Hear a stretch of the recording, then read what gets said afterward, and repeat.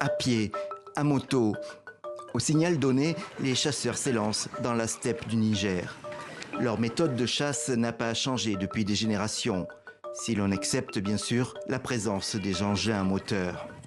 Leurs armes sont des bâtons et des frondes et des chiens, beaucoup de chiens qui passent la zone au peigne fin pour lever de petites proies cachées dans les broussailles. Pourtant, l'actualité a rattrapé les chasseurs nigériens. Avant, personne ne nous empêchait de chasser là où on voulait. Mais aujourd'hui, avec l'insécurité, c'est compliqué. Nous chassons là où il n'y a plus beaucoup de gibier. Et là où il y en a le plus, les autorités nous l'interdisent. La présence de combattants djihadistes dans les zones rurales du Niger a changé la donne. Dorénavant, les chasseurs traditionnels sont cantonnés autour de Niamey, la capitale. Aujourd'hui, même avoir la permission des autorités est difficile.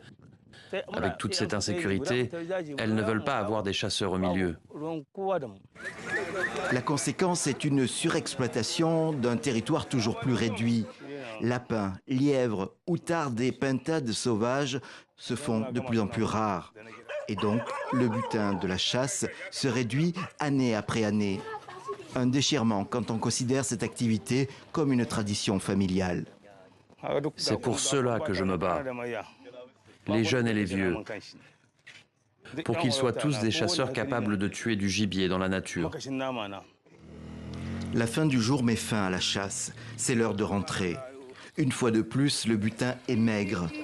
Rien pourtant qui puisse décourager Abdou Kouda et ses compagnons. Bientôt, ils seront de retour, espérant qu'un jour, les immenses et riches steppes du Niger leur seront rendues.